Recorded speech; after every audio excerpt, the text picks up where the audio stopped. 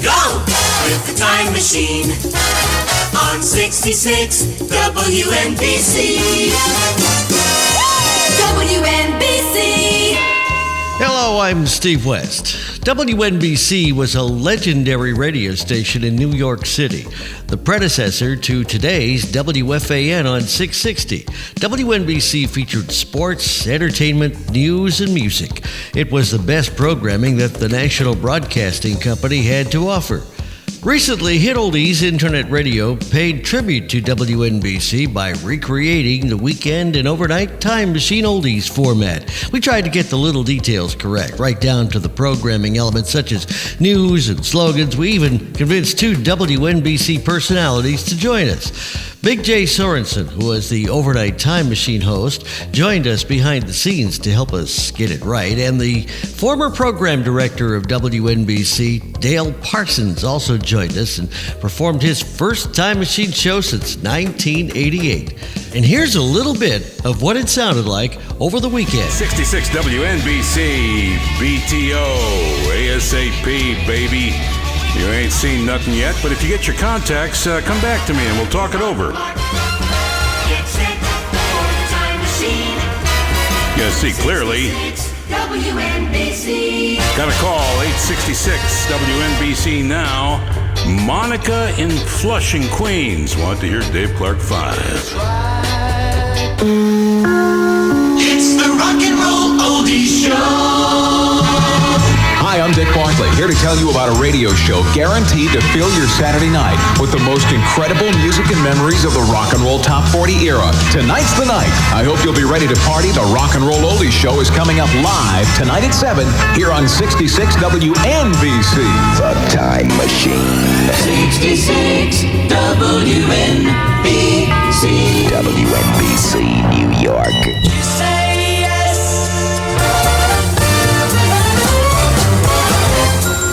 Eastern America's favorite songs with the time machine. All weekend long on 66. Paul DeMarco. WNBC.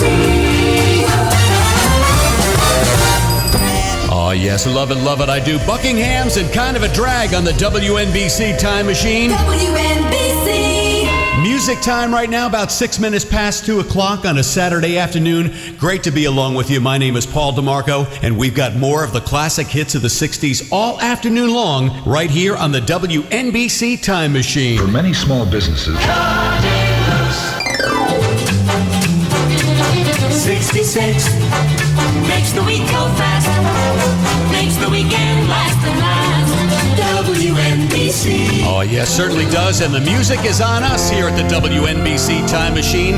Here's BJ Thomas. 212-247-8666. Eastern America's request and dedication lines are open. WNBC. More fun, more music. This is news from 66 WNBC, New York. I'm Steve West. President Biden today signed an executive order that increases voter access and eases some restrictions on voter registration. It gives former felons voting rights while providing education to prisoners in federal custody. In sports, in the NHL, at the end of the second period, it's the New York Islanders beating the Buffalo Sabres 3-0. The New Jersey Devils take on the Bruins at 5 p.m. and the Rangers face the Penguins at 7:30. Exhibition baseball in the bottom of the second inning. The Yankees are ahead of the Phillies 4-0. Middle of the second, the Mets behind the Miami Marlins 2-0. WNBC weather. Today, sunshine, high around 40. Clear tonight, dropping into the mid-20s. It's 36 in New York City, and that's what's happening. I'm Steve West, 66 WNBC, New York. This is a Hit Oldies original special, the WNBC Time Machine. Hit Oldies on TuneInRadio.net and the online radio box. NBC 66 WNBC. The Time Machine. 66 WNBC. Just getting a big show underway. Hello there, Brett, your radio man, Elvis Presley. 66 WNBC. It's your Time Machine Weekend with the 60s and 70s. 66 WNBC.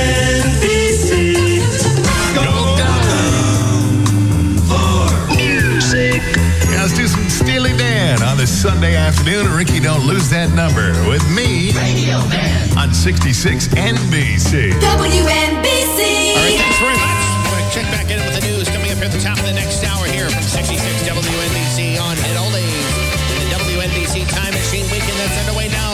I'm Austin Douglas now with the Esquires. Those are the Esquires getting us started here on the 66 WNBC Time Machine Weekend. I'm Austin Douglas on HitOldies. Glad to have you here. You'll find the fun. Radiates around 66 WNBC. Time Machine Weekend on right now. Austin Douglas. That's my name. $1 Million Weekend. Having so much fun here this weekend. As we play now more of the great songs, you know, from the 60s and the 70s right here. 66 WNBC with the Soups. 66 WNBC. Bob Gilmore on a Friday afternoon at 9 minutes after 2 o'clock. Let's get things started with some great stuff. Syndicate of Sound, Little Girl on WNBC. WNBC Time Machine Weekend. Bob Gilmore with you. You get a positive charge out of super hot hit line WNBC.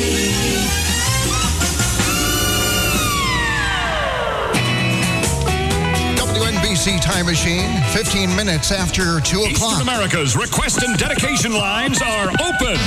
WNBC, more fun, more music.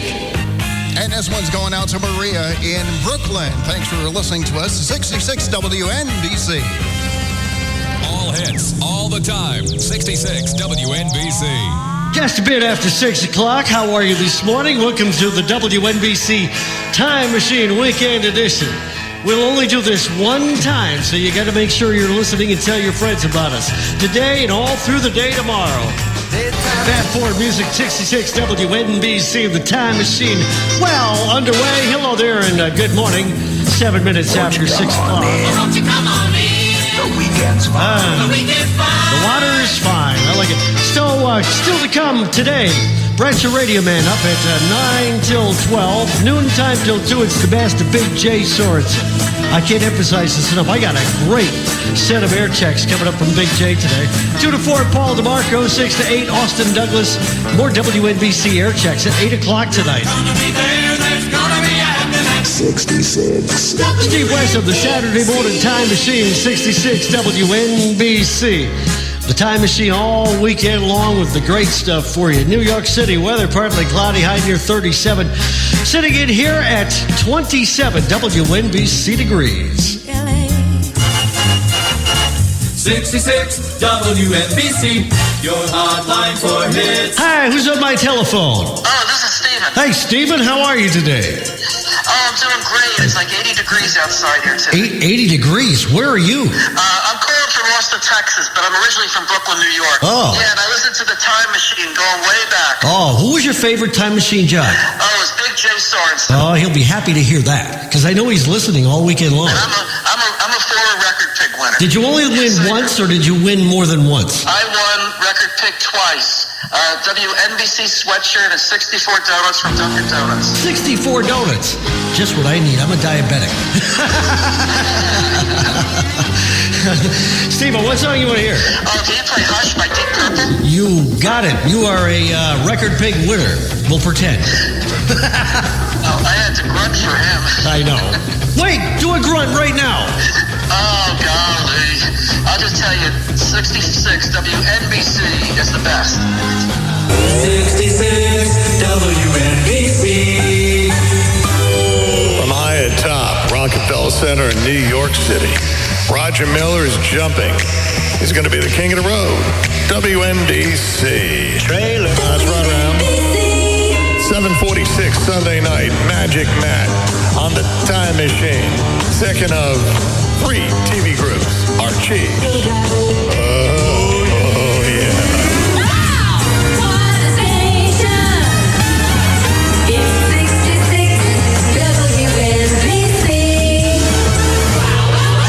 And that's it. I'm done. Thanks to Steve, Brett, Bob. Dedicate this to Big Ron. So turn me over and call me a pancake because I'm done. See you, bye. Here's Roy. After the WNBC Time Machine Weekend is through, join us as we return to our normal format. All the big hits, the songs you remember and never stop loving, from the 1960s right on up through the big hits of the 1990s. It's all right here. Online at HitOldies.net, on radio.net, and the online radio box. The history of rock and roll. HitOldies. This is a Hit Oldies original special, the WNBC Time Machine. Hit Oldies on TuneInRadio.net and the online radio box. NBC 66 WNBC. The Time Machine 66 WNBC. 32 years, but WNBC Radio and the Time Machine are back. I know for one weekend only, but it's something. Dale Parsons. Hey, that's me. 66 WNBC. We have for you from Maui, Hawaii for the next 2 hours. The Time Machine. Quiet, numbskulls. I'm broadcasting. It's the WNBC Time Machine. I'm Dale Parsons. WNBC time is 21 past the hour, depending on where you are. I mean, mileage may vary here. I'm in Hawaii, so it's 21 after 3. If you're on the East Coast, it's 21 after 8. If you're in Japan, it's tomorrow. Maybe you should just take out your watch and look. Dale Parsons. Sometimes you feel like a nut. 66 WNBC. After 53 years, that tambourine's got to be really green. Lemon Pipers. Let's go with the Time Machine on 66 WNBC. Rascals. WNBC. And the Time Machine. This is Dale Parsons on a Sunday. Ray Parker Jr. in radio. This was the follow-up to their song, their first major song, Jack and Jill. Here's You Can't Change That on 66 WNBC. WNBC. Earth, Wind, and Fire, Shining Star on the Time Machine. This is Dale Parsons. It has been a wonderful evening. Thank you so much for listening in, and hopefully it won't be another 32 years before we do this again. Because if it is, you'll have to bring me back like they did with Princess Leia. Dale Parsons. WNBC strikes gold. And that's the way it was, March 5th, 6th, and 7th, 2021. The station, HitOldies.net. I'm Steve West. Thanks for listening. Your number one for classic radio listening, airchecks.com. There's Magical Madical over there. Hey, there he is. Hey. I thought I just heard you on the radio. How do you do that? I don't know. And he's motionless. It's magic. It's magic, Matt. It's magic, Matt. Hey, you're sounding good, dude. I appreciate that. I like you. I like how you do the Time Machine. Everybody's got their own little spin to it, I noticed. Nobody does it, like great above everybody else. It's just everybody's got their own little spin, and it sounds great. And that's how, a lot of the big personality stations did. They had a basic format, but everybody was themselves. And that's the right way to do it. We don't want robots on the air. Everybody sounds so good this weekend. My God, man. Y'all killed it. Oh, there I am. Once I turned my reverb on the mic, which was the Today Show, There it is. I think the mic sounded better. It sounded a little tinny. I noticed on my first show, and I think the levels weren't quite right. And then I readjusted for Today's Show, and I thought it sounded a lot better. And it's funny thing too, because I had to go through on the board and this rain processor that I got from Tim Richmond. It's on loan.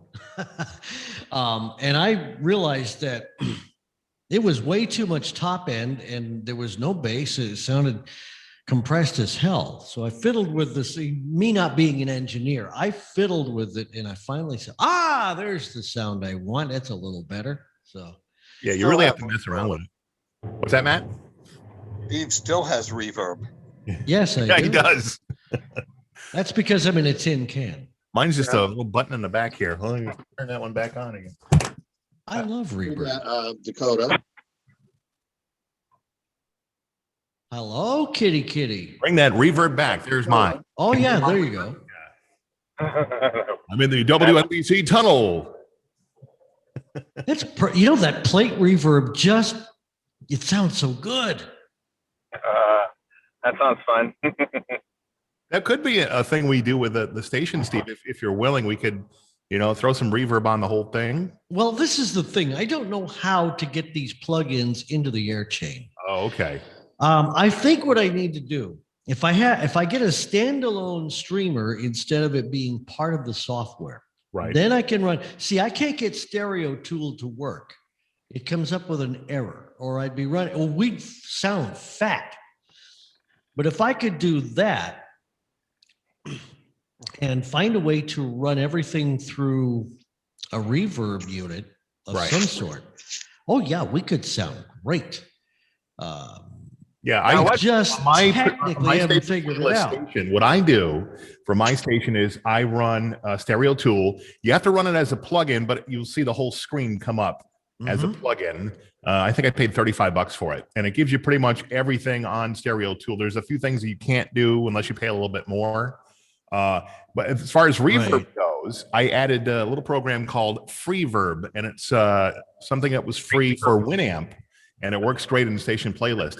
And you can put it in just the voice tracker, so when somebody tracks, it'll put reverb on the whole chain. Hey, Bob. Which is what I do. So I have it on the whole. If you listen to my internet station, you can hear a little reverb, and then when somebody talks, you can hear it even more. That kind of stuff. So on the whole chain sounds much better than just on the voice track. Oh, I agree. There's no doubt, Brett, what is your internet station? It's actually called the Time Machine, believe it or not. And on the weekends, that's kind of what we run, is kind of like the 66 WNBC Time Machine. But during the week, it's there's another WNBC jingle package I run from the 80s, and it's 60s, 70s, and 80s. But if you look up Time Machine Classic Hits on TuneIn, we're on there. Okay. Yeah. Nice. Have your own little. It's like a variation of a theme. We must have all been on the same page going into this weekend. I know it. Exactly. Let me turn down my reverb now. I got it way up in my ears here. I didn't. I don't know that Paul DeMarco knew we were doing this Zoom thing. I don't know. He's probably busy tonight, and he had cataract surgery, so he's probably resting. Yeah. So I'm gonna leave him alone. Dale Parsons says he's up to his neck in corporate taxes. So, so he may or may not join. I gave him the link. Now, how did he do his show, Steve? Did he voice track it like I did? He tracked it, and it's good that he could do that. Yeah. He's very technically proficient. However, we can't run it through a processor and get that fat sound. So yeah, I noticed that today with my show, and I wish there was some magic button, but of course there isn't. Well, there's no standard plugin that does what we want to do through station playlists. So I've got to figure out. Speaking of Steve Guerin, there he is. Hey, there he is. Steve Guerin. You know what I got on underneath this? I got a Super Radio red shirt. We're wearing the same thing. Too funny. Guys, this is where I met Steve Guerin. Was working for Dick Irvesty. And the funny thing is that Dick Irvesty and Steve Guerin worked for me this weekend. So This was not planned. I just put this on for this afternoon to go around places. So yeah. For this call, I didn't even know this call was going to be happening until after. Well, it was a spur of the moment idea, and I thought we would just kind of talk. And I'll do something to post up on YouTube to kind of it's a wrap up to just kind of talk about how we did it, and I don't know, just whatever. The other question, Steve, I had about processing on your side is: you're not able to get any of the plugins that are built into Station Playlist? No, I do actually. What I've been running is a modified by me Optimod FM setting. That's in there. Yeah, I ran that one for a while myself before I got Stereo. I have found that it's just a little too hot. It is. And I have to back off a few little things in it so that we don't distort. but it's the fattest sound I can get for it. The problem I had with that was I had to add something else to get it even bigger sounding, but I wanted it loud, but I didn't want it, like you said, distorted. So right, I had a happy medium. Once I got Stereo Tool, boy, does that really make a difference. I mean, I've got to get that to work, and maybe Bob can help me out with that. I'm sure he can. Yeah.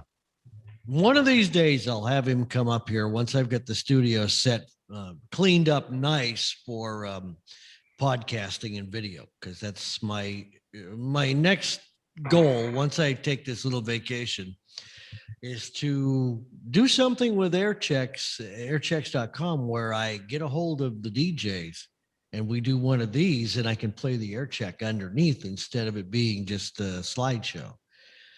I think it would garner more interest, especially if they could talk a little bit about what they were doing at the time. It's really the idea of a podcast. Now, is Big J going to join us this evening, or is he busy? No. Listen, he's part of the room. If he saw the invite, then he may join, but who knows? Yes, I can.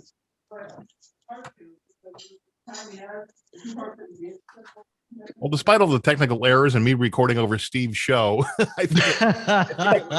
I don't think it's working. I don't know. It wouldn't let me bring up Sunday. It let me bring up Saturday. So I brought up Saturday at 9, which I had already done.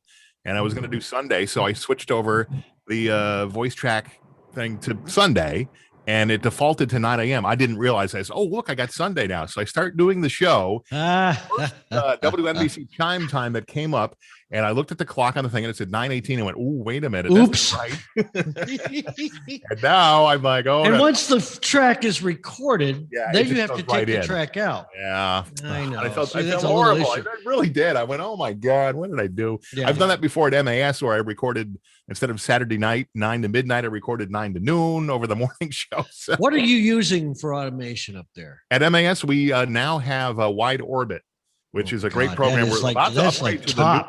We're about to get to the 5.0, which is supposed to have a better remote voice tracker. Right now, it's a very crude voice tracker, very clunky. And we're supposed to upgrade very soon to the 5.0. And I guess you can on your phone. Wow. If we had $10,000, we could also run Wide Orbit. Yeah, it's not a cheap program, that's for sure. It's probably more than $10,000, and they probably trade a shitload of it out. Oh, yeah. You know, like the and stuff. You know. I heard you talk up. Hear me, by the way? Yes. Now you guys hear me? Yep. All right, now we hear you, Bob. You hear us, right? I restarted the whole session. Okay. Yeah, Steve's still having problems with video. Yeah, I was talking up the Glenn Campbell Rhinestone Cowboy a couple of times I heard this morning too. So yeah. Yeah, that was that was my redo last second thing, and it took one break, and then I went to the other one. I went, oh no, it's happening again. Because like, am I going to have to try to talk up everything really quickly before each one and drop it back in and resend the hour into the computer? But then it finally, like you said, once you got past where you had done your stuff. Bob, how did you find the time to get everything done this weekend? Who are you talking to? Wow. Oh, me? Yeah. That's you. You're the only Bob. Your time to do all the stuff you did. Oh, yeah. I even took yesterday off. So I fill in my gaps pretty well, and it worked out. So hey, what did you do to your processing? Run the processing in real time. I was gonna say it sounded great. It sounded great today. Oh yeah, thanks. Something to your voice? Did you pitch it down a bit or soming? Your actual? No, not at all. Oh, it sounded a little bit deeper, a little bit richer, a little like he did something. I don't know. I bought a processor. I bought a brand new processor. Yeah, well, it did something to your voice that changed it, kind of the pitch down a little bit. $1,000. Wow. Yeah. Well, it should do something special. Hey, you know what happened? My camera quit. This is the first time I've ever used it today, and my camera decided it didn't want to. Now you're back on. I am. Yeah, I see you now. We're kind of like a Brady Bunch now. Yeah, it did work. Sharing the screen. There's the back end of our server. We were up to 22 a minute ago. So. Oh, that's cool. I mean, it shows where people are listening too, which is kind of fun. These two from Germany logged on Friday, and they've been on ever since. I wonder if they're sitting in a cafe somewhere, you know? Yeah. Ottawa. I think this is Russ Horton. No, Doesn't I'm get the sorry. same IP Brampton. address. No, Brampton is Russ. Yeah. Ottawa's Ted. Oh, that's right. Oh, that's right. Okay, so Ted's listening. Okay. Yeah. Now Yeah. we're back up 21. Hawaii. There's Dale. Yeah. Bellingham, Washington. My guess is that is my friend Rhett Walker, who was he was a Y107 guy, sidekick to what was his name? Coyote McLeod. And he and I worked in Memphis together. Great guy. From Brooklyn listening too. Yeah, good. Hey, they were here in my did news. you guys earlier. hear that Ray White died? Yes, I did. Yeah, I I did. saw it on Facebook. Yep, heard that. Longtime New York jock that moved out west. Yeah. He worked at WMAS many years ago, and he actually stopped by the station when we first moved to the Hall of Fame. He was on vacation. He came out and he visited, and nice guy. What was that? Disco 95? He was at, he was. He was at Disco 95. I remember that. Oh, Right, so let me have a few seconds with Matt. So an audio processor takes the audio live and it does all the magic it needs to do in real time, and then it distributes it out to a transmitter, or in this case, a recording file. You could go in and tell Adobe Audition to process it or whatever, but it's not going to do what a real processor is going to do. It's just going to flatly go across the whole file and squish it. And you don't want to just do that. This thing attacks every single band differently. It also has an expander in there so that if I want to make it more stereo, it enhances the stereo. It does everything magic that it does to it that it is a real processor. It's better than probably 50% of the stations that are on the air in America today. Seriously. So it's the real deal. That's a real processor, but that's old school and it still sounds okay. But the one upstairs is, a lot of three of them. And Paul did a good job with his processing. He sure did, didn't he? Sounded great. Too, yeah. I haven't. You sent me his show, Steve, right? Yeah.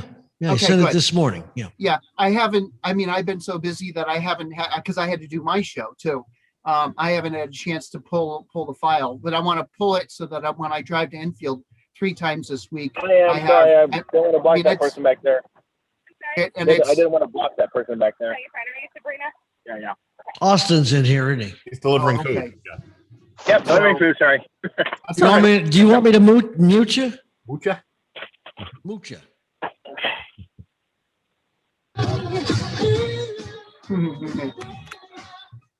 There, I put him on mute for a minute. I can always unmute him whenever. I recorded my show by putting my microphone against my speakers and recording whatever I could on that. And I got almost all the show until the audio got messed up there. And then I came back once I got it right and hooked it back in. The stream, it up.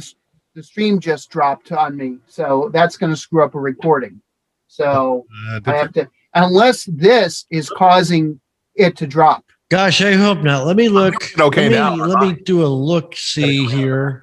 No, the mainstream's up at 130K. No, but at least at my end, too. Oh, okay. So I'm going to click again and start it again. I've got the website on the Radio Box, and it's working okay. What we can do is make sure we're wrapped up at 8 o'clock so that there's no, so we're not hogging the bandwidth, because my daughter's streaming on the big HD TV in the other room, and the tablet's going in the other room. So somebody's got Netflix, somebody's got Disney. I'm telling you, I'm surprised the internet just doesn't blow up in here. We get so many connections. Oh man. I just upped my tier with a Spectrum so that I get it's like over 300 download and over 11 upload. Well, see, that's what I need is like the 11, 12 upload, but it seems to be whatever it is, it seems to be handling it as long as I keep an eye on it. I had to reboot this router, and that was after I called Frontier because they said, well, there's something about because we're sharing the same line as the fire department. I don't know what the hell. Really? Wow. Huh. Well, yeah, it's the whole block here. And my neighbors apparently have 400,000 gigabytes going into. So I don't know. But after I reset everything Friday, it seemed like we've been totally stable since. Yeah, I haven't had any dropouts here at all. Bob, are you able to do everything on the website that you said you couldn't do a week or two ago? In terms of what? Well, you said you were having troubles with. Oh, yeah. I yelled at Comcast. I go, you guys are just blowing smoke. And I said, you got to fix this. And I says, it isn't in the house. So I got the guy to come out and go up on the ladder with his truck. And they discovered that the squirrels had chewed the line. Oh my God. Seriously. They had chewed on the line, which caused water and stuff to get into some areas and caused some 2,000 errors per hour or something like that. Wow. And as an example, like my neighbors was only like 25 errors an hour versus, over a couple thousand. So it's been a lot better since. But I still just rebooted my Wi-Fi unit. The whole Comcast box. I rebooted the whole thing. Right. And I just because I didn't know whether the problem with my audio was that or not, but I also couldn't connect properly with my laptop. So I said, screw it. I'm just going to pull the plug on it and reboot it and go from there. But right now we're fine. And I'm hoping this audio stays good so that I can record Dale at 8:00. And so right now it's Matt's show coming across, which is already processed. There's his audio too. Yeah, I see that. That's cool. That sounds so amazing. That's the unit audio. That's not the unit though. That's just the unit for this room. But the audio does come into this room and goes all the way upstairs on my balanced line and then goes through the mixing console. So I could actually have a host here while I do a show upstairs. Like you could have been here, Steve, if we were online from here, doing the news from here. And then I would have been upstairs just potting you up and down as if you're in a news booth. Oh, that's cool. One weekend, I should go down there and we'll set it up so we can stream from down there too. Yeah, we could do that now because I got some other new computers in here. When you were here, I was using an old computer. Remember, it was all well, it's a brand new computer. It's the one that I had up on my bed there, up in the guest bedroom. Well, I hooked all that stuff up and put a new version of station playlist on there. So what would be really good, and I'm just run it by you.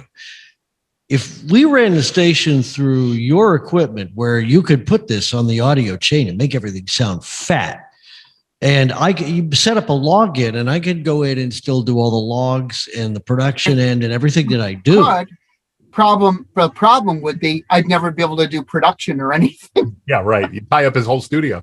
So, no, I would do the production on my computer. No, but I couldn't do anything then. It would tie up the whole thing. Now, however, we could run the audio in this room without going through upstairs, and it would go through this guy. So it would still sound fat, right? Yeah.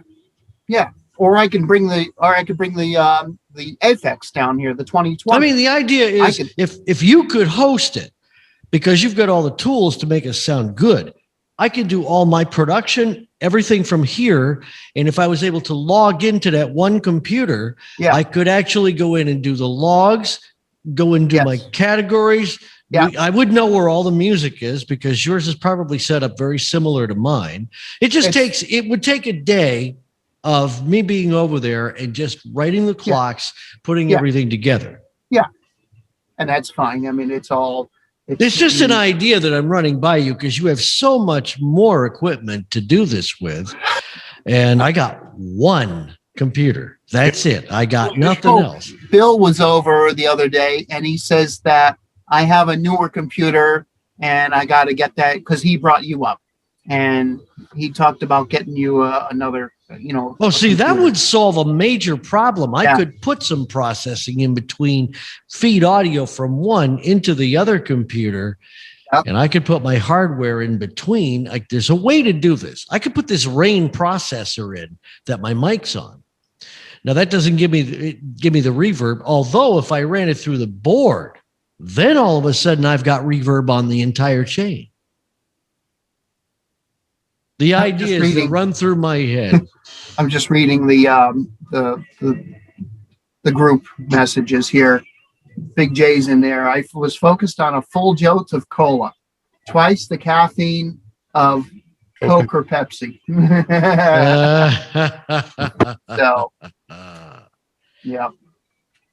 But so anyway, yeah, that's what we're up against. Yeah. And we got to get some jingles, and we got to figure out what we want to do with the format, So yep. Well, that was part of why we're here tonight, because I really wanted to get a feeler from you guys. We had max participation this weekend, and the excitement level. And I think it wasn't just this NBC format. I think everyone was super excited to play this music rotation, 60s and 70s. We didn't even do the 80s. Oh, that's right. Dude, I was in heaven. This was just the best stuff in the world. And I don't think I went past 74 or 72. I don't even think I hit 74. I stayed strictly pretty much with just 60s and really early 70s. I know, and it sounded so tight and so focused. Brett, what was on your mind about that? No, I was just saying, I'm glad you added some more 70s into it. So basically we presented it, and I heard you actually do a break saying, going into the later 70s, if the Time Machine and WNBC had lived on past 1988, they probably would have added those songs. And that's true. They could have added, 70s and so on. I pushed it up to 79, but I didn't. You did, yeah. Not a lot. I mean, just enough to sprinkle it in there. Yeah, no, I think it sounded great. It really did. And I couldn't have done it without Bob's library. What's that, Matt? I couldn't have done it without Bob's library. That's right. Same here. I had a lot of songs from Bob's library that that helped. The fact that he puts except for Kentucky Rain makes such a difference. Even with the Chem library, but there's no years on any of those songs. And I'm just lazy. I want to know what it is. I don't want to go research it. Do you know where I got that version of Elvis Kentucky Rain from? I didn't mind it. It was a boxed set of CDs that I got from John Seville. Oh, okay. And I played it because everything that I ripped out of all the CDs that I've got from it are in WAV format. And I wanted, if I had my way, the entire library would be in WAV, because now I can hear the difference. Even 320K MP3, you can hear the difference between that and WAV. It's insane. If I had my way, we'd have all WAV files, everything. With Bob's library, you can pretty much do that. I mean, he's got a lot of waves in there that, Yeah. Oh, I have the whole CVS FM library. I have everyone's library here. I know you do. So, Guernsey Library's got everything in it. Mike Erickson's got 1, 2, 3, 4. A personal library that's in the thousands, and then he's got 3 stations in there: Jack FM, Now, and whatever the other one is. I don't know. Everything I used today was MP3. Most of them were probably 320s. Right. I'm going with everything that I'm doing. I'm doing everything with 320s, and I'm going through my library continuously, I'm going with all the low bit rate files and replacing them with brand new 320s. Yeah, that's what you've been sending me. Right. And so every time I'm doing a handful, I've been now just sending them out, because Brett has my library, and Matt has my library, and you have my library. So if you drag those into the library and replace the file that's already there, or a lot of them are new too. Oh, yeah. I haven't moved them, and that's what I was trying to. I had to talk with you about that. I was like, well, what do I do? If the file names are the same, they'll just overwrite. They're not always. Not always, because I'm going with a format so that it has at the end of the song title, it has a space, a dash, a space, and then the parentheses with the year in it. And the year is 2 digits. Right. I know people will criticize me for that, but I just want it that way. And I don't care that it shows up on the metadata that way. It doesn't matter to me. I like that you do it because I can recall these quickly. I can do a search. If I want to just pull from 1975, I do the search for 75 and whammo, it's there. Because I may forget some artist names. There's so damn many of them. So you could do search for parentheses 75, and it'll give you all of the songs. Yes, I do that. I do that now. That's exactly how I do it. That's why I'm making sure that all of my new files have the format with a dash, a space, and the parentheses of the year specifically exactly like that. Some old files are a little bit different, or they're just something's a little bit different, but all the new 320s are being done that way. Oh, okay. So there might be 1 digit off or something or whatever, but just look at the bit rate and replace it with the 320. At some point, I want to get to Matt's house. I want to get to up to see Brett, and I want to see you and or whoever else, and just grab my entire library as it is, and then just delete the old one. So what you do is you name your library, the current one you have, that's mine, and call it old, and then drag the new library in there. And then once you have the new one in there, then you delete the old one. Right. Because it's only better. There's nothing deleted or anything. It's just everything's better constantly. So so that's what we need to do. That's awesome.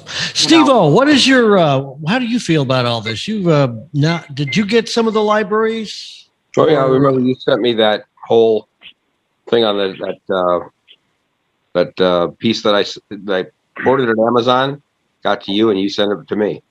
I did. I couldn't remember. I got sometimes I don't remember. No, I go to do those pre-done voiceovers. That works out real well. Austin, go ahead. Go ahead. I was about to say also, I got the Total Hits USA library, and those are all WAV files, but I'm trying to remember how I got it because I think Kerry Paul helped me with that. Well, you were the engineer for a month. His files where his files were for Vision, they're not playable files. You just can't copy them from Nextcast. But I'm trying to think here. I think I mailed my hard drive to someplace, and I got them.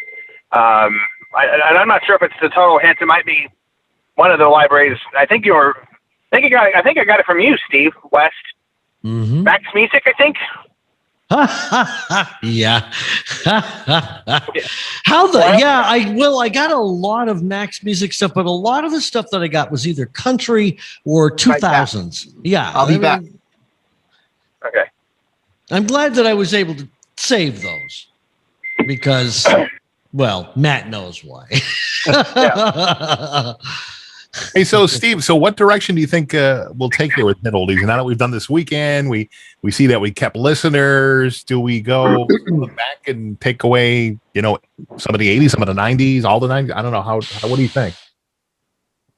Or do you have a thought on that? I actually have a thought on that. Before going into this weekend, my thought was we were going to. Well, I know. I just look. It might fall on my head like the ice in the backyard. Going into the weekend, I was more or less thinking, let's full out center the format 85 into 90, up all the way to 99.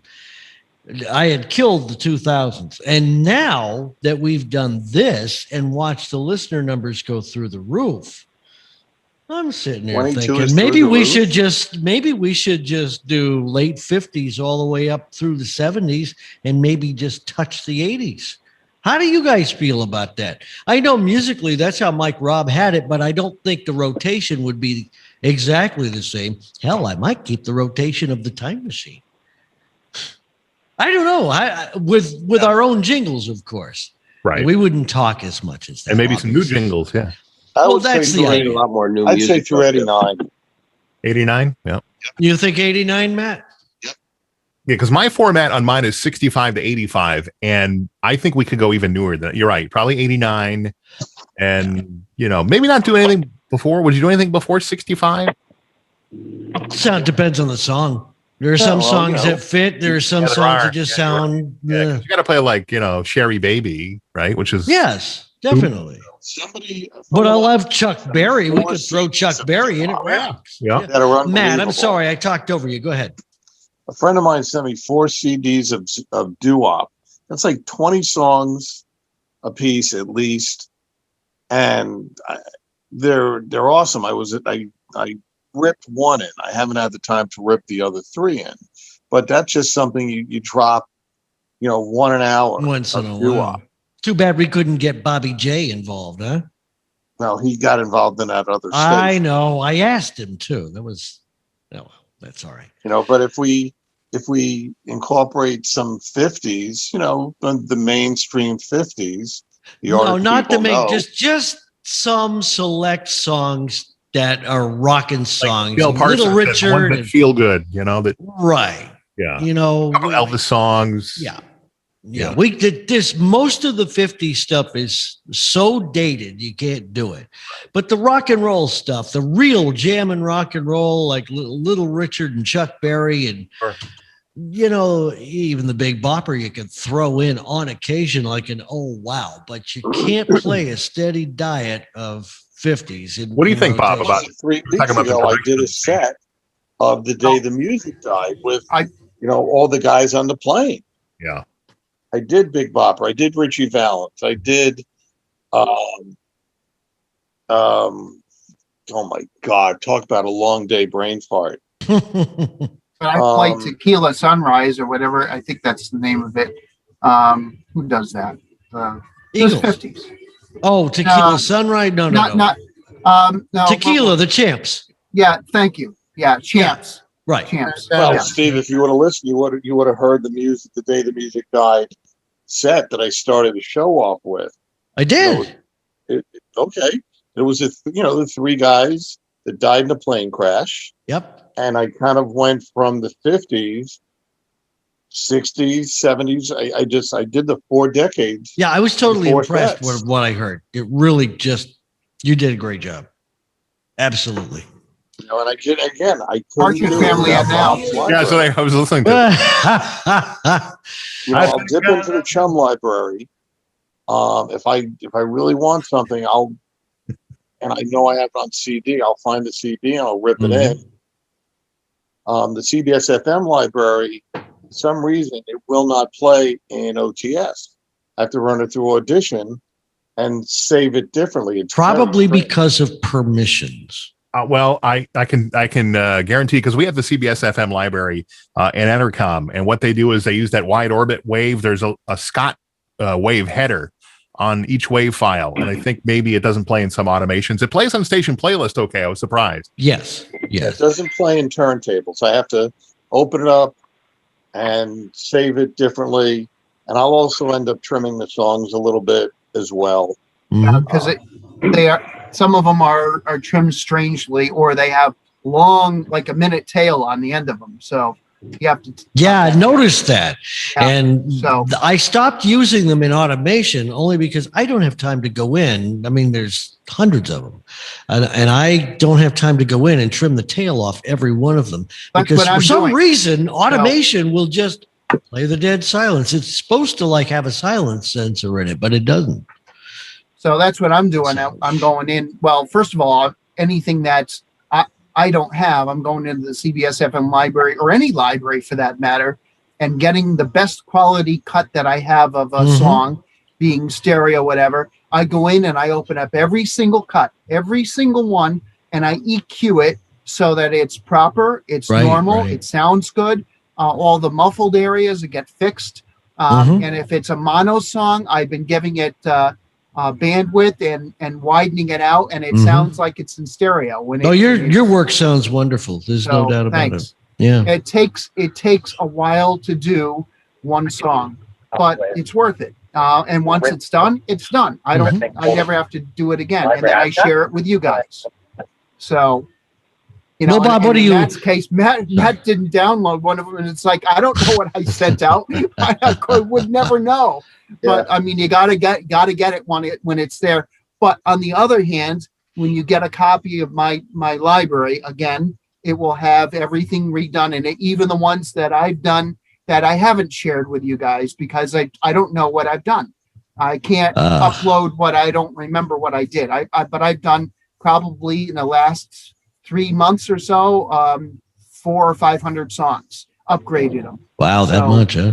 Bob, this is what winter is about. When I have spare time, it could just be 10, 15 minutes or whatever. I'll go up and do 2 songs, you know, and sometimes, but once spring comes, that gets tighter because I'm going to be outside redesigning the backyard patio.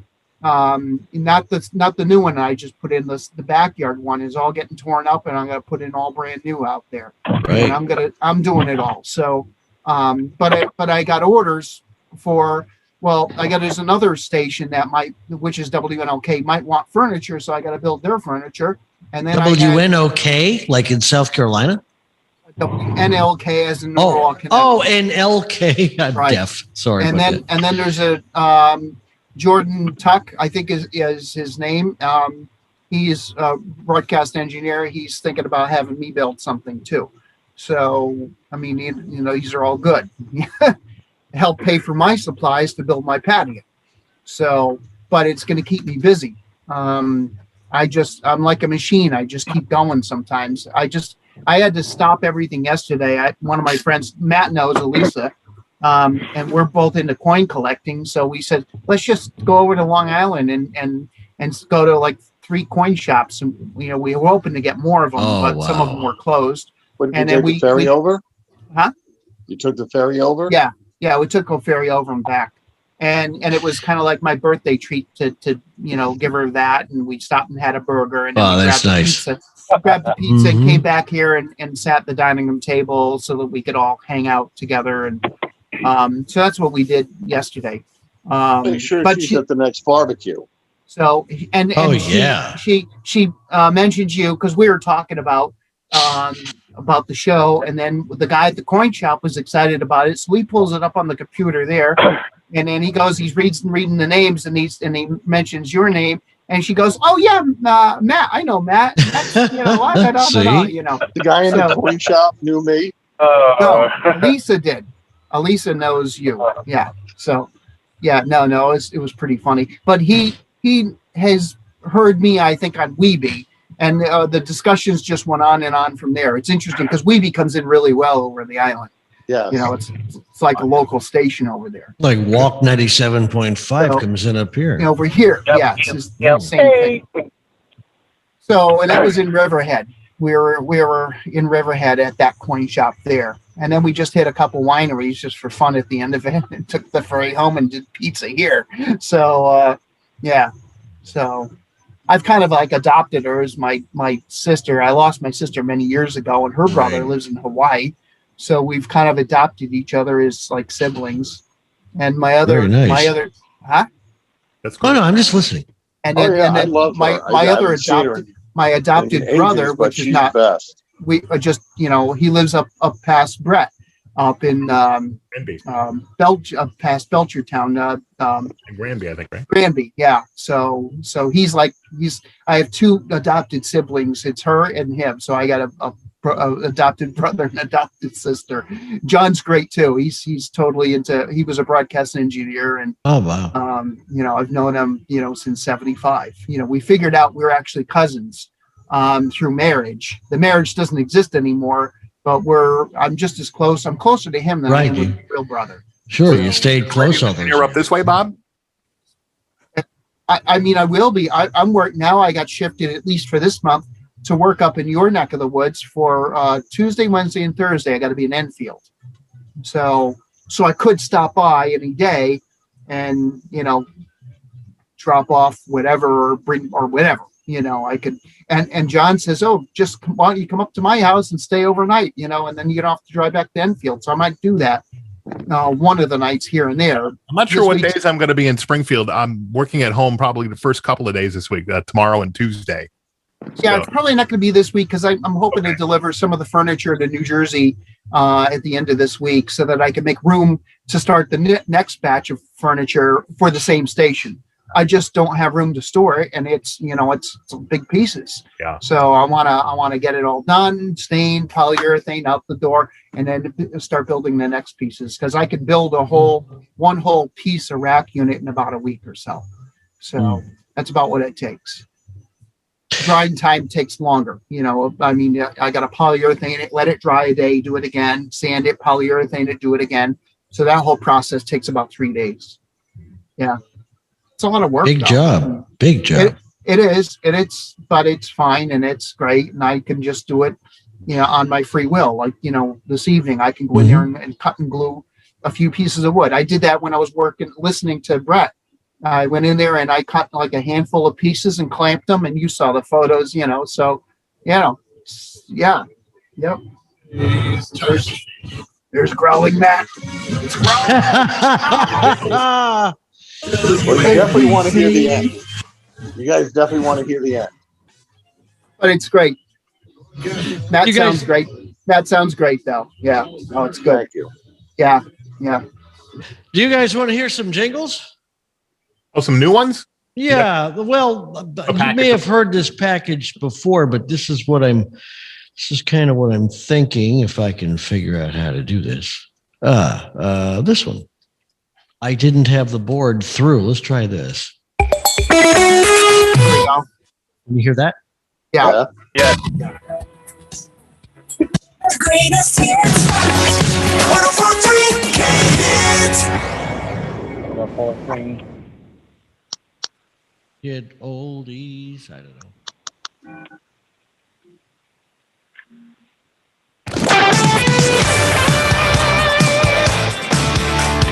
Take the levels down.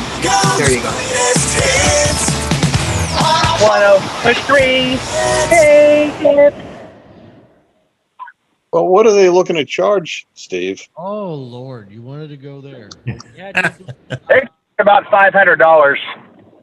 That's all. Just Wait, I can't hear you, Steve. Steve, I don't hear you. You don't hear me at all? Don't hear you. Volume was down. Still don't hear you. Brett? I mean, anybody? Really, Hello, Steve. Ben Billia from TNN Radio, one of our sister stations within Rebel Media, just purchased a country jingle with TNN Radio sung at the end of it, and it cost him $500. Yeah. One jingle, right? One jingle. Yeah, now one jingle. Jingle, yeah. A lot of money. I paid 360 jingles. I'm sorry, $365 for a jingle with Jam, and I had the beat resung for KKBT Los Angeles. I had that one resung for the new Mix 105, and it came out pretty nice. Right. Do you guys hear me now? Yes. Yeah. Okay. Yeah. Yeah, I see what happened. I'm taking that station to rhythmic oldies. I'm trying to get rid of some of the rock titles and the playlist and going more rhythmic on that station, which is why I got that top of the hour. Right. Okay. And then if you guys also listen to Ted Silver's program on Saturday nights, he has some CHAMQ. They're like girls singing them. Those are done by Radio Jingles 24. Yeah, and as Daniel said, they didn't pay a lot of money for those, and it shows. Yeah. I don't know. After we did this NBC weekend, maybe we go to Jam. Can you imagine? We could actually get one of the NBC packages. Yep. How do you guys feel about that? Yep, sounds good. Yep. Sung or just the package? Resung. Resung, obviously. I'm sure John would cut you a deal, especially if Dale would make a phone call. Oh, I hadn't even thought about that. Yeah. I don't know. But you see, I don't know him that well that I want to start asking favors. No. No. You can never, ever be afraid to ask a favor. And I bet you he would say, okay, let me make a phone call, because that's all it is. It's a phone call. Yeah. I mean, speaking maybe to, on behalf of us, I suppose. Yes. Well, first we need to understand what the package is. What would we get? How many pieces? And I would consider getting something for retro playlist song as well. And then I would have that to keep the same kind of sound going, but I would be used for everything everywhere. But that's fine. So it's something we got to just hash out a little bit and find out what the cost is. And, see, personal cuts, they give you a discount. But now if we go with regular radio jingles, I don't know how much they are. I'd have to call. I paid Steve, I paid the $365. It has to be for a non-commercial internet station, which is what we are. But is that personal cuts or is that? That's a personal cut. Yep. And they say you have to contact, right, I'm sorry. And they say that you have to contact them via email first, which I've done 3 times and got no response. There's actually a direct link that you can send them to because I was actually the email. I got my order placed in middle of December, and I got my order sung with 7 jingles, not just one jingle, but 7 different mix outs sung. It was all sung and released to me through their FTP system by the 11th of January. So it took them about 3.5 weeks. Right. And with COVID and everything, you get to get all the jingle singers in the same room. I mean, I can understand. We were told a month for ours. So, yeah. A month. Okay. That makes sense. 10 of. Now, one thing I can also do is I've got the acapellas at oldies, all hits all the time.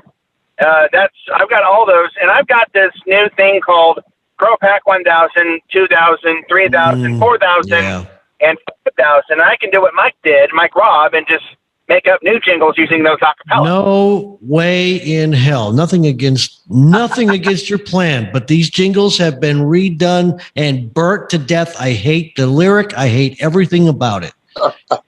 We've been using them for almost 12 years. Enough. You know what I hate? I hate kind of how I feel about Foreigner. I hate WeBe 108's jingles they've been using for the last 6, 7, 8 years. They haven't changed them out, have they? Yeah. The ones they're using now, they've been on for like 6 years and they're horrible. The ones they had prior to that were, when I was there, they were wonderful. They were the really good ones. And I think the fact that they had to pay a license to keep them or something, they just decided to go with one of these little fly-by-night things. And it's just, it's like, you got to be kidding. Yeah. I've heard them. I'm terribly impressed with them. No, I don't like them at all. I would rather not use them and just go with that. Yeah, they're awful. They're god awful. I mean, I'm at a point with these hit oldies jingles that we have now that if we can't get a deal or can't come to some kind of an agreement with somebody, I'll just pull all the jingles and we'll just do sweepers. I can't stand them. I mean, it's just been on the air too long. There's a few of the ones that I made real short ones. Those were pretty good.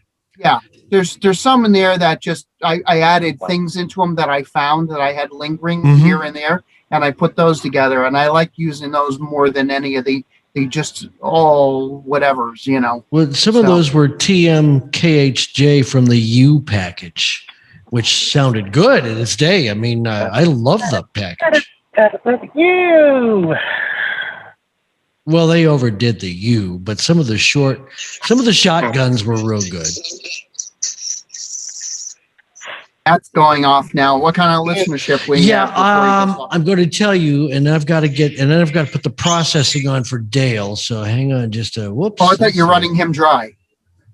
Well, I have to put some processing on, or the volume levels will be all over the board. Oh, okay. What you heard was with my processing this morning when I was running Brett dry.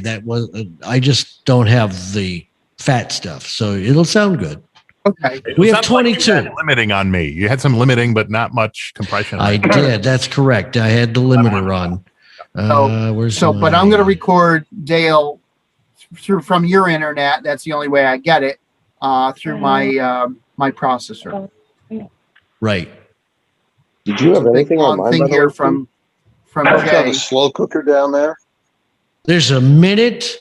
Right, 2 listeners. All right. Okay, give me a sec here. I hope that the audio doesn't come through with you guys. Tell me if you hear this. No? Nope. Okay, good. I need to hear it so I can figure this out. Talk amongst yourselves for about 1 minute. Well, Bob, real quick, earlier when you stepped out, we were talking about what musical direction we should go in after this. Should we stay kind of with the WNBC music format or kind of go maybe back into the 90s again? Or what do you think? Well, I do think if we trimmed out the 90s, kept the 80s, Yep. I think there's nothing wrong with there's nothing wrong with any of those. It's just you can't mix the 60s with the 90s. Correct. Steve, you just lost the stream. What about what WNG did when the station was bought by the meteorologist there in New York City when they sold the station? And what about that direction? Because they took everything. I mean, they played pretty much a wide variety of songs from the late 50s all the way up to 2000. It might be too broad of a music format. I mean, I don't know. What do you guys think that? I'm sorry. Go ahead. I'm hearing you. I don't know. I do think, I think it's too broad is not good. I just. And too narrow. I even have a hard time mixing songs that are from 2 decades apart. I know it's I very almost hard. never play them back to back. Almost never. No. But I think the smartest thing is to just stick with 60s and obviously not too grimy of the 60s. Right. It's a matter of going through the library. Well, like what I did for this weekend. Right. 70s. Yep. Yeah, if you stuck with the 60s, mid 60s through the mid 80s, that's your I safer think so. bet. I like that. I like that idea. What about you could guys? Obviously you could do stuff like I did. I mean, this is a little different. It's a time machine, but I was playing the Champs, and once in a while you can go find that special song. Yeah. Prior to 65. I lived the era, and I remember how radio used to be, and so yeah. Well, here's the thing. In regular format, outside of the weekend, during the week, a nice, even or well put together rotation, which I can do pretty well, of 60, mid 60s, 70s, up to about the mid 80s, works out well. We'll image it properly.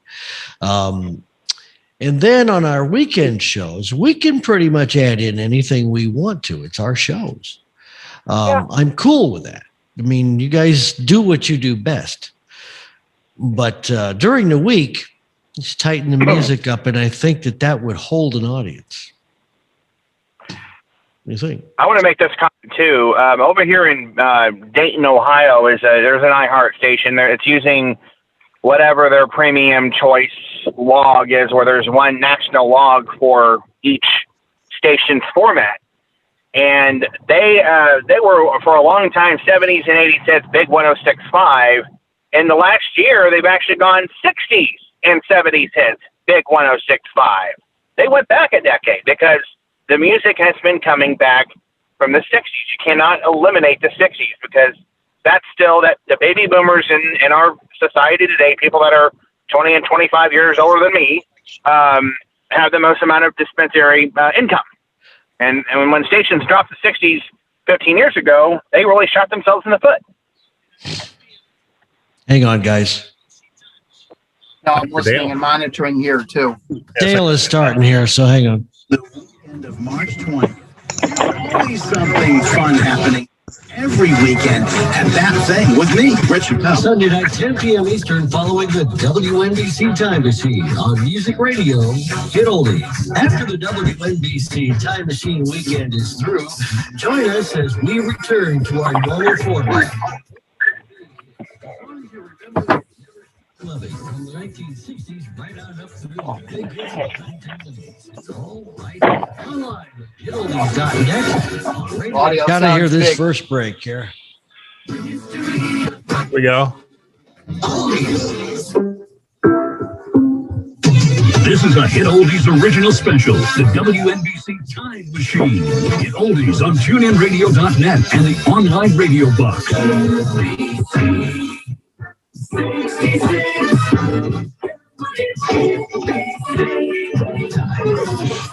Oh, loving it! From WNBC Radio and the Time Machine are back. I know for one weekend. Oh my God! Holy shit, that's great! Those pipes, man, those pipes. For you from Maui, Hawaii for the next 2 hours. Yeah. That just gives me goosebumps. I love it. It'd be great if we could find a way to capitalize on all the hype that's been happening for this week, for this weekend, because you've got people who aren't normally part of us that became part of this. Oh yeah, that would be nice. If well, that's the idea. I think that, yeah, I think that is absolutely the idea. You guys still see the screen, right? Yeah. So we got 25 now. So we've come up about 7 or 8 since we started. Let's see if. And I'm listening to it I'm listening to it through my transmitter and on the radio. I mean, this is. So is all of Shelton and Derby. Hello, Big J. Hello. Oh, Jay's in here. Wait. Let me. Hi guys. He's here. Yeah. What kind of numbers were we getting through the weekend? How did that go? We had what did Austin say? We had something like 78 at one point. That's the highest. We have 25 now, but to have them all on at the same time on a station where we aren't on many platforms, not bad. The people are staying on for an hour, 2 hours at a time. That's pretty good. So our time spent listening numbers are through the roof. I'd have to go back to the server and pull reports. And that's what you want. You've been listening all weekend, right? Yeah. Well, I jumped in and jumped out, depending on what I had to do, because I was busy this weekend.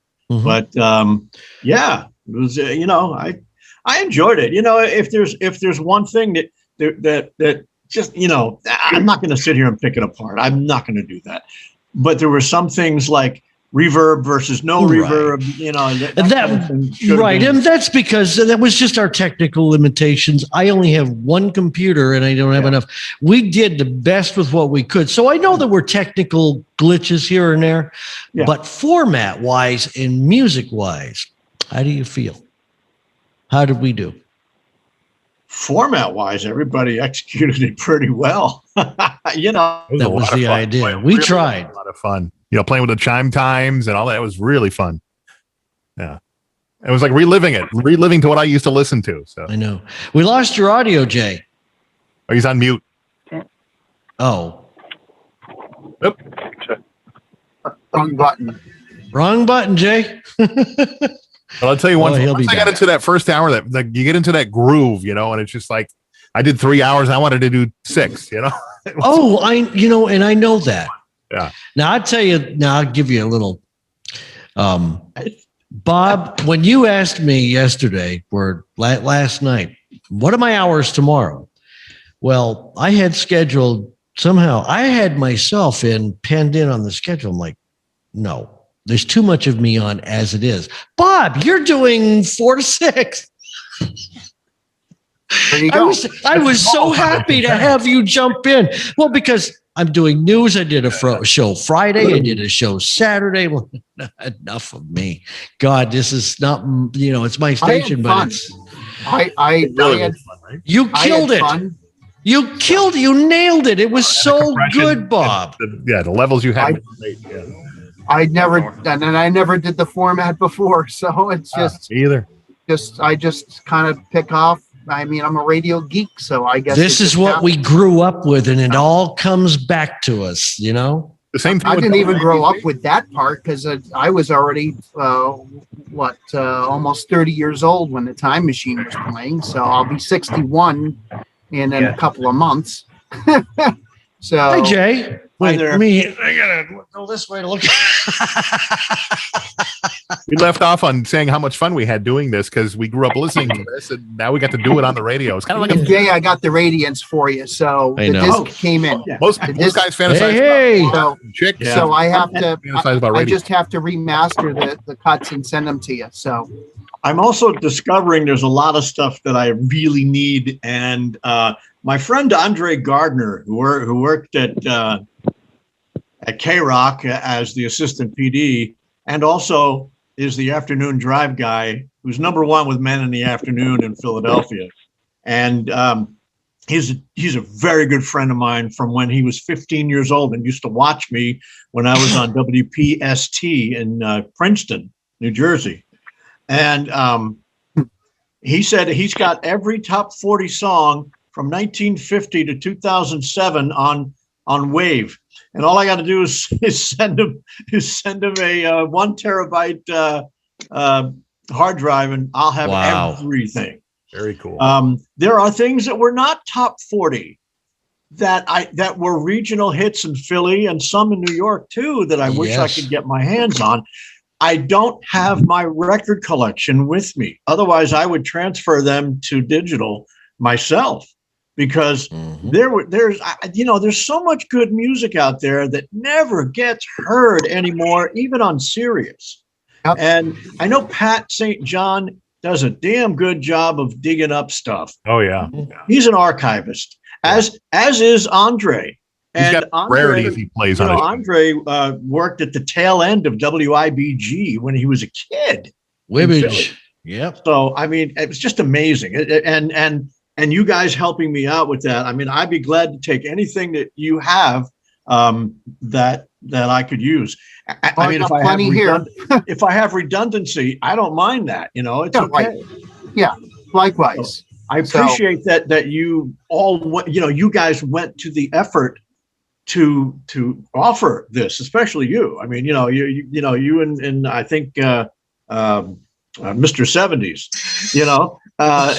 it was very gratifying. It really was. And, it's funny. My wife and I were sitting here getting misty-eyed about listening to me from when I was in my 30s on WNBC. Only a couple of years ago, Jay. Come on. Yeah, just yesterday.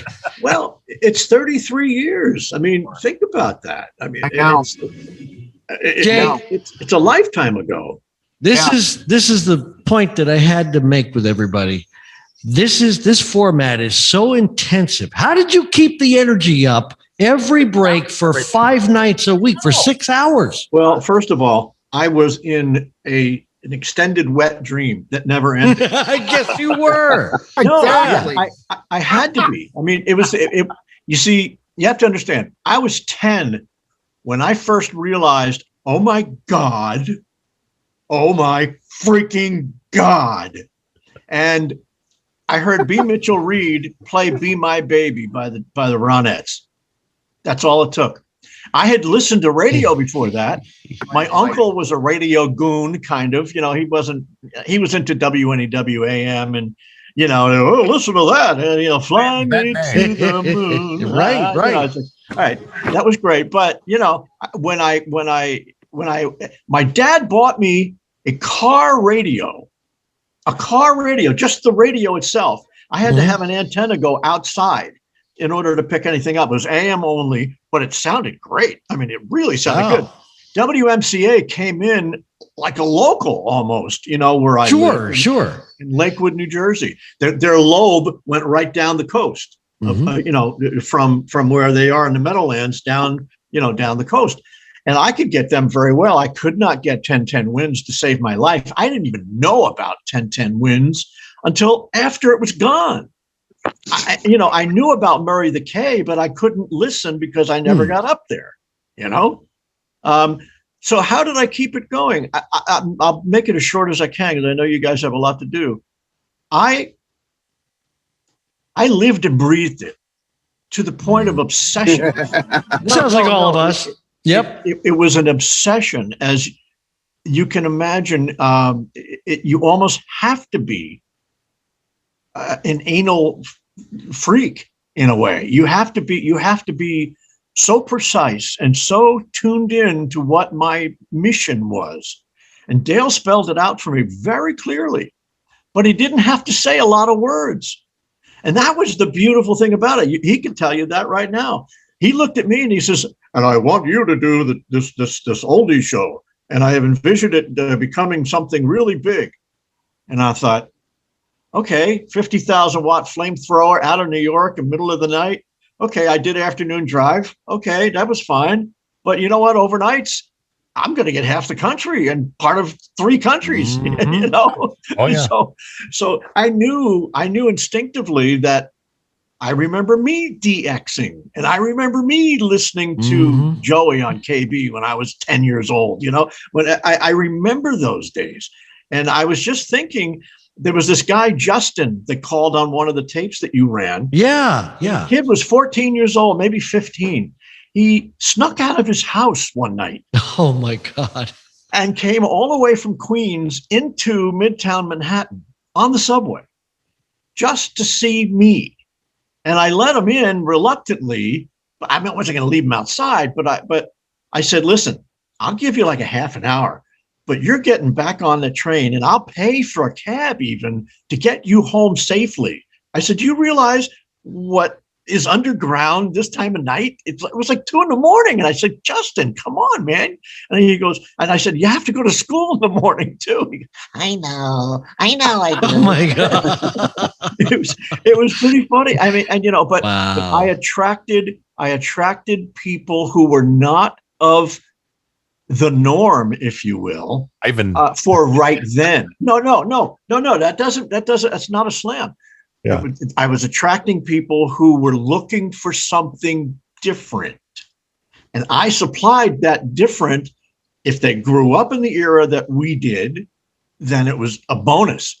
For somebody who never heard it before, it was like, it was an epiphany for them. I know. That you could do this kind of a broadcast without insulting the intelligence by saying, everybody, I'll be with you till 3:00. And then, big Mo Schmoolman will be coming in. And, I know. Hey, I hope you're having a great day. It's a sunny day in New York City. It's 47 degrees outside. Well, it's not inside, it's outside. Why do you say outside? Right. So I can't stand DJ crutches. Maybe I outgrew it when I was about 19, 20, because I was taught by guys like Joey and people like that. And I listened very carefully to Ingram, and I listened very carefully to George Michael on FIL. I listened very carefully to John Records Landecker on WIBG and then on WLS. I was a student of the craft. I met Frank Kingston Smith when he was on WIBG. I sat in with him for 2 hours. The guy let me sit there and watch him for 2 hours. And he and I are friends now. I mean, he wanted to work at CBS FM. He goes, why don't you give me a good word? Maybe I'll come down and do a shift once in a while, I said, man, I would bow down if you sat down in this chair, because you were one of the guys that I just adored, because he was a real personality too. He could have morphed into an Ingram or something like that had he I think worked in New York. I think he really missed the boat by going back to Boston. I think he went to, and so he missed that New York thing, except for his year or two at WABC. Yep. And I think if they had let him, he could have been the guy that took over when Ingram said, I don't want to do this anymore. Anyway, just talking, we love the stories, so you don't have to stop. All right. Well, I have so many. I mean, what I did was suck in everything. I would sit and watch Imus, and when Imus said, you're one of the best jocks to come through here in about 25 years. That. I said, really? I mean, when he walked by me in the hall, I used to record some of his stuff when his engineer wasn't available, and even though that was against the rules, but whatever. And when he was going by our office one day, and he goes, roll tape and lose 100 pounds, you fat fuck. You know, it was just, I mean, you know, you can't make up this shit. Did you used to run into Stern as well, or you did overnight, so you probably never. We Joey took Stern's place after he was gone. Right, so you were there. I did have a badge of honor that Stern called me a retard on the air. Oh, jeez. Yeah, because he says there you go.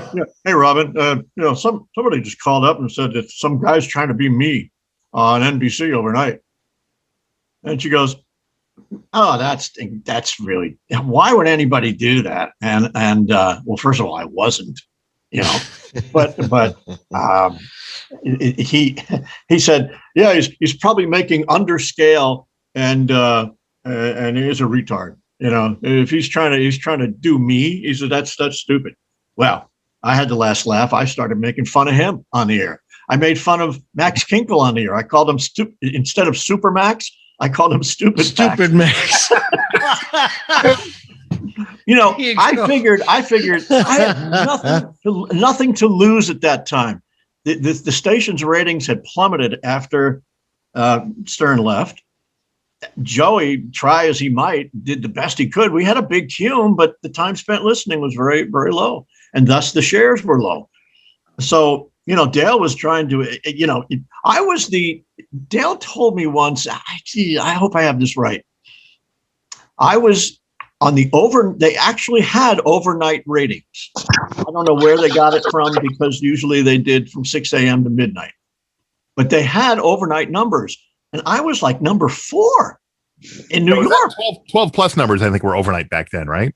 You didn't get anything beyond 12 plus, I think, if I remember correctly from those years. But I'm just telling you what they No, told it's great. No, for number 4, 12 plus. They said that I was like in the top 5.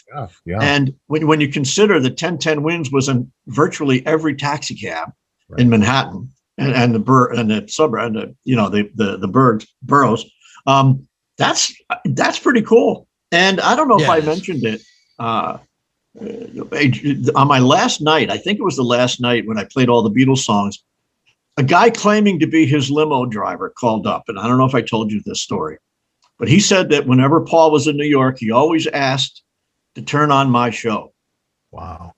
Really? Wow. Jeez. Wow. You know, because he said, because you knew all the songs and you were really into it, and you sounded like the old days, and he liked that.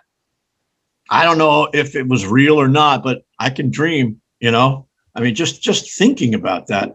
And, you know, Yoko Ono kissed me and Joey, fortunately not on the lips, but on the cheek, you know. Right.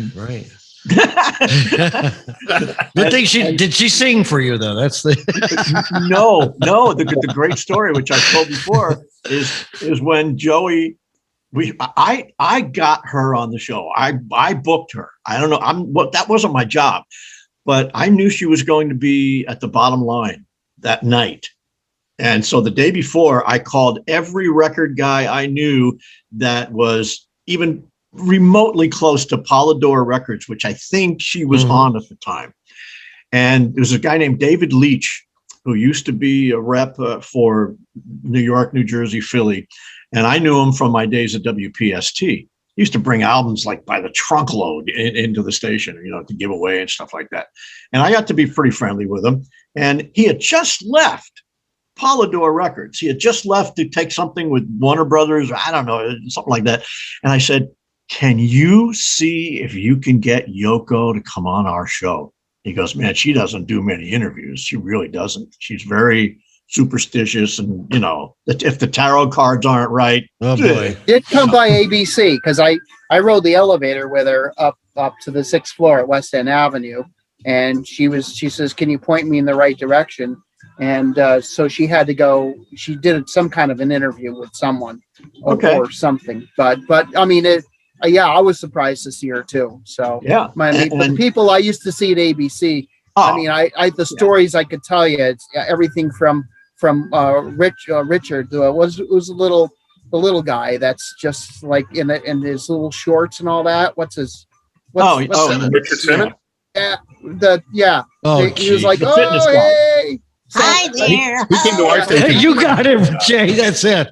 He came in one day and he was in the front lobby, and I was walking through there, and I go, "Oh my goodness, there he is." Yeah, we had him on too. We had him on too. He tried to kiss me. He really did. I had some fun. I says, "Hey, wait, you got to do me a favor." I says, "Go into that engineering office. See that guy in there? That's Pete Cipriano." And I don't know if you guys know Pete Sack, you know. And I said, "Go in there and say hi." And he goes, "Hi, Pete. Hi, Pete." And he gives him a big hug from behind. I was dying. I wished I had it on videotape. It was fantastic. That's funny. So, it was the people I used to see when I worked on at ABC was just amazing. You know, and we had the same thing at NBC. Anybody who was on Saturday Night Live, anybody that was on Live at 5, anybody that was on Letterman, we saw, and we used to, you know, we really pissed off Soupy Sales big time because he thought he was going to get all the guests. Well, guess what? We would stand outside the studio doors. Well, our producer would go upstairs and say, "It's time to do radio now." And they'd look at their handler, their manager, or, the road manager and go, "Okay," and he'd go, "Sure, let's go." So we got everybody who was anybody in the year and a half that we were doing the afternoon show. Our crazy one was when Al Sharpton was doing a show out of our West End Avenue building, and Imus came over. And, after he had the nappy thing and everything that was going on, oh, my Lord heavens. I had to escort Imus down to the limo. I didn't hear who you said. Who was? Imus and Sharpton. No. So after the whole nappy thing, so that was crazy. And then we had a balloon of people sitting outside West End Avenue waiting for Imus to come out. And so we whisked him downstairs. I took him down to his limo inside the garage area where The View was, the TV show The View, and get him in there and get him out. So that was nuts. But I could tell you, this is for real. I'm in the bathroom using the urinal. Sharpton is next to me. This is the honest to God's truth. And he's taking a whiz too. And all I hear is farts coming out of there left and right. I was like, this is too hysterical. I had all I did do to keep my composure. I'm surprised you didn't turn around and piss on him by accident. That's funny. Oh my God. Yeah. When I was at Sirius, I took a whiz next to M&M. I walked in and there were like 3 bodyguards there. And I'm going, okay, I just want to pee. I said, I'm over on the 60s channel. I really got to get back in there. So I got to pee now. Okay. It's okay. All right. What about that? You were on on Sirius XM. Right? No, I was on Sirius by itself before the merge, right? Before the merger, yeah. I was the first jock they hired on the 60s. They knew that they needed a 60s only channel because XM had one, and so they called it 60s Vibrations. And the former assistant PD at CBS FM was the PD of that channel, Dennis Falcone, and he had called me a year before when they were planning it, when they were thinking about doing it. And he said, I was in Dallas. And I said, I can't, unless I can do it remotely, which, technology hadn't really been defined at that point, although I probably could have had they really wanted to. I said, if I ever come back to the New York, New Jersey area, I'd be happy to talk to you. Well, sure enough, a couple of weeks later, they fired us. So I got paid. I got paid $250,000 to sit home for 2 years. Wow. 2 years. And so did my partner. So they had to lay out $500,000 for a morning show they didn't have. And then they had to pay another guy to come in and do the show. It was on talk radio KLIF, the old KLIF call letters, but which are now on 570 down there. But anyway, so they called me. So Dennis and I had a long conversation. I called him up. I think I was on the road, and I said, well, I'm coming home. I said, there's a little thing about a non-compete, but I don't think there'll be a problem because even though Sirius reaches Dallas, it's not the same format. So they'll probably let me do it if they just take out what I make at Sirius, and then they don't have to pay me what Sirius paid me. So I made the same amount of money for 2 full years were not working. And that was right up to the merger, right up. Do you know what the reason was? They said we were too New York. What? We auditioned for these assholes, okay? And we were doing a very hip, modern day talk show. We were not doing the typical stuff. You know, she would yell at me, I'd yell at her. It was funny. We had a lot of fun and we did a lot of shtick. Well, we don't take to people calling their man, that yelling at their man, calling them names. What are we in Mississippi in 1850? I mean, this is, you know, it was just, oh God. It was an amazing time. But anyway, so I took the job at Sirius. So, you know, it was fun. And I was actually up for, are you guys still there?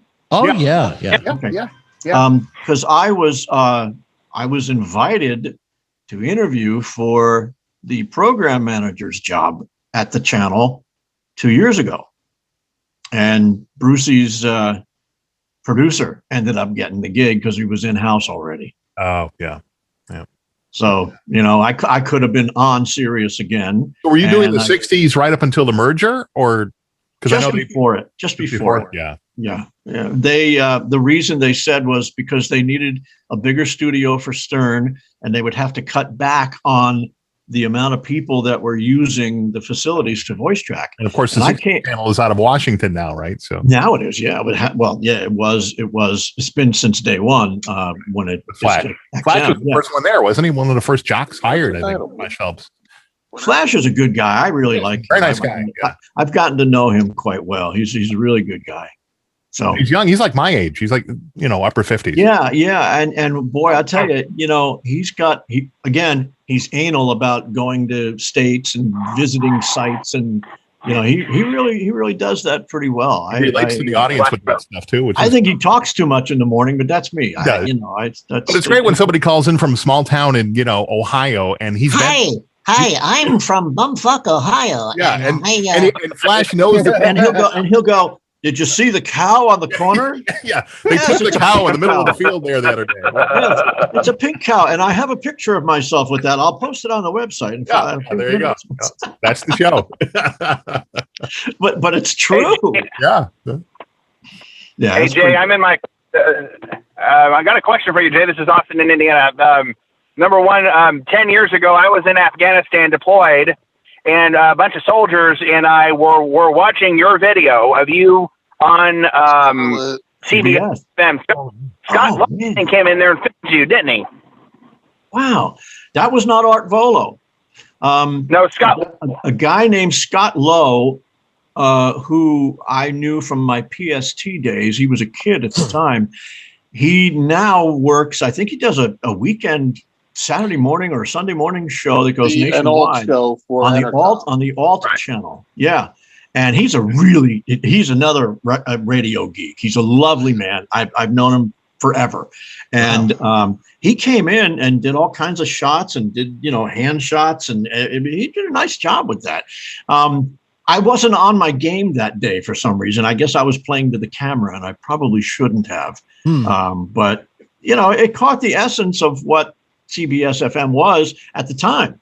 Yeah. And 3, 4, 5 years later, it changed so rapidly and so dramatically. Yeah. That because I wasn't March Madness. Oh, go ahead. I'm sorry. The March Madness thing that you did, you know, during the air check, we were doing the same thing in Boston at ODS. I was at ODS in Boston on the things, and that was a lot of fun to do those kind of things. Exactly.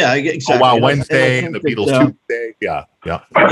Those things work. Those things work, and they attract the P1s to call in and, you know, just say they're, you know, Beatles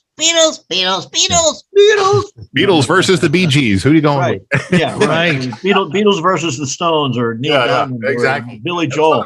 A lot of fun to do. You know, but you know, I had a good time there too. But toward the last year I was there, I was bored to shit because they wouldn't let me talk. They wouldn't let me do shtick. You know, it was, hey, be listening tomorrow morning at 7:20 for Scott Shannon and $1,000 song of the day on CBS FM. That's it. Anybody can read liner cards. Well, yeah, and that's what they got. They got a liner card reader, and it sounded it. it sounded like the whole industry has gone that way, and I don't like it. I do like the Broadway Bill, is still doing his stuff, so that's cool. Yeah, and I wonder how long that's going to last. I mean, he's got to be running out of steam. He's got to be. I know it. I listened to him when I was a kid, and when he was on TIC in Hartford. I remember that. Yeah, he was rhyming back then. Yeah, I think I have an air check of them too. I've got several that I put up on airchecks.com, and then I followed his career out to KFRC out in San Francisco. You want to talk about a hot jock? When he was out there, I think he had the best energy level I've ever heard anywhere. Not KTU. I forgot about KTU, but it wasn't the same. Yeah, he's one of the best jocks around. I mean, there's no question about it. I don't know how he does that rhyming stuff every single day. I spoke to him about that. I interviewed him, and he says he just does it on the spot. Yeah. He doesn't write it down. Talent is talent. I mean, that's some people can do that. I think I wrote something to you guys before. I said it's like an artist with a palette that's completely empty. And you start painting, and it just happens. Mm-hmm. Yeah, it just happens. And I do believe that a guy like Broadway, a guy like Joey Reynolds, who can talk off the cuff about anything you ask him, he has a reply to a 10-minute reply, which if you've seen any of his videos, you see he's still at it. He's 82 years old, and he's still at it. He's still doing what he does. I worked with one of his best friends up in Springfield, Dick McDonough, who also and Joey knew him. Joey has been my mentor for the longest time, and I don't even think he realizes how much of an effect he had on me. I met him in 1973 at 11-7 Jersey Shore, and it was it was a daytimer, and we killed it. We kicked ass with a daytimer, and you never knew what was going to happen on the station, and that was the draw. We would have Sal Mineo would show up. Oh my God, what's the name I haven't heard in a long time? Yeah, I mean that's the kind of people that we would attract at this little station. Because Joey knew everybody. Joey knows everybody in the world. Yeah. He amazes me every time I talk to him. He comes up with another name of somebody that and it's not like dropping names. When he mentions a name, he actually knows these people. True. And hi everybody. Hi Dale. He just popped into that voice. Away. Right on the air, by the way. God. Yes. You sound great. You sound great, man. You really do. Hey Dale, I got a question for you. Yeah. I sent you the link for my 2 hours. Did you listen to the whole thing, or did you just kind of skip through? I went through, bits and pieces, but it was perfect. I was very pleased. I was pleased with what everybody did this weekend. The key to this is you go on and you have fun. Yeah. And everybody had fun. Oh yeah. And when you have fun, the listeners have fun. I mean, one of the things that I learned a long time ago in programming a radio station, you don't nitpick. You tell people, this is the plan. This is what we want to do. You set up the framework, and, you hope that generally they'll work within that frame, but sometimes they move outside of it. But, as long as it's positive, as long as it's good, as long as it makes sense, then, why should I go in the studio and say, hey, you said, instead of instead of giving digital time, you said it's 3 before the hour. Who cares? Right. Yeah, I love that. Great philosophy. I'm enjoying hearing the audio now. I got it on in the studio. That's great. I hear. And so how's that recording? Going good? So yeah, I'm recording Dale through my NBC processor, if you want to call it that, and then I'm going to share a copy so that he can download the version through the proper reverb, the processing, everything. So good. He'll have it. Yeah, I think I probably put my tracks in a little low because there's a few times where I kind of. Oh, they came out great. I can hear you nice and loud. Oh yeah, and there's no problem with this audio here that I'm running through the processor, so you'll hear it when you get it. I just Cool. spent I spent $3,000 on the processor last week. So Don't tell the Oh wife. man. yeah, Just so we can process you. Which one do you have? What did you get? the FM55 Wheatstone. Oh man, what a great processor. Oh, Yeah, and I know Mike Erickson pretty well. Mike was the engineer at CBS FM. He's a whiz. You know, he really is. Yeah, we know Mike pretty well too. Yeah, he's a great guy with stuff. Yeah. I went down and visited Mike at Wheatstone, and it was a lot of fun. I'm building the station in New Jersey, and they were buying one, and Wheatstone had another one left over, and they asked me if I'd be interested in buying it. I said, yeah, you know what, might as well. So I did, and I'm making enough money from the project to pay for it. So wow, that's good. Yeah, good for and you. And it's a great sounding box. It's just, I mean, that's the audio you heard from my show today, and same thing with yeah, Matt. it was right. It was on the money. Yeah. So yeah, you know, I was so happy that Bob ran my show through it. I couldn't believe it when he sent it back and how awesome it sounded. Yeah, and I messaged him that, and I was like, "Oh my god!" Can't wait to hear mine like that too. That'll be great. Yeah, yours is gonna, and Dale's gonna get his back. Did you get like mine? That. So yeah.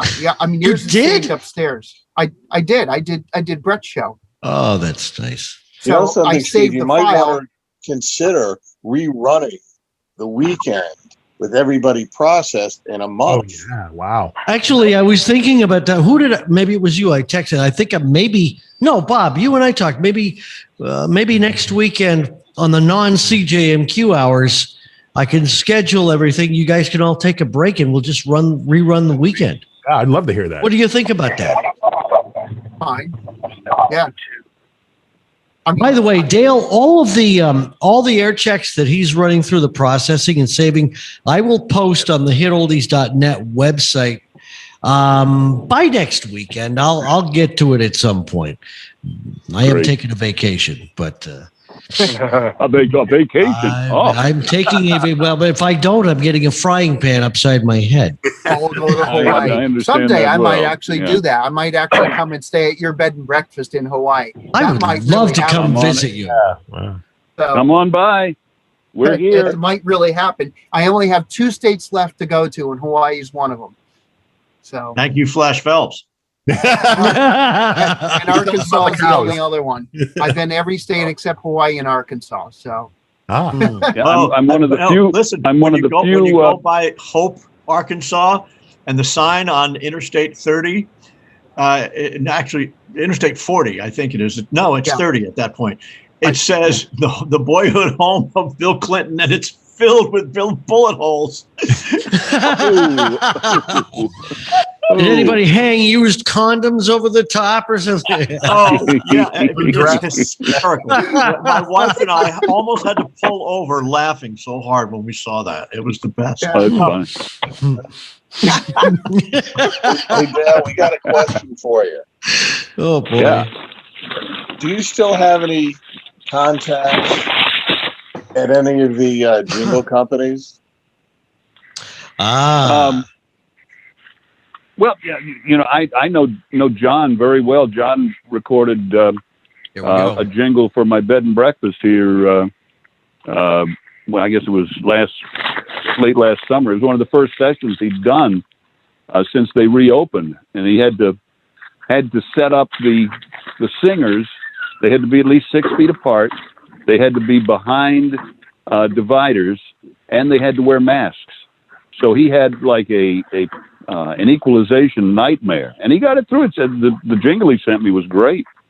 It's the old surf jingle from Series 27, and he even has you know, all of the processing in it. He's got Glennie Rutherford, who did the high end singing it, and you know, there's a cut that he had left from her, and put that over it, and oh man, it was great. But yeah, I know John really well. Steve, most of the people I did know that though, unfortunately, are dead. Wow. Well, yeah, because you were a taskmaster. You beat him to death. Yeah. Well, Dale, we're thinking about getting new jingles for our station because Yeah. ones that we have on the air have been on for about 12 years. We've That's done a long every time. mix that we could possibly do. They're burnt. I've got to get something else. And we'll come up with exactly what we want, but we were wondering if maybe you, if we had an idea, could you talk to him about it? And Yeah, sure. know him? Sure. Yeah. Yeah. I mean, it would come out better, I know. with someone like you talking than me sending a cold email. He doesn't know me from Adam. But yeah, sure. Put together what you want, and I'll talk to him. Oh, thank you so much. You're such a good guy, Dale. That. Maybe Dale wants to do a weekly show. I'm a great actor. But we're going to have to pay for the bed and breakfast unless we can work a trade out. Oh, boy. The classic hits of the 60s. 66 WNBC. WNBC New York.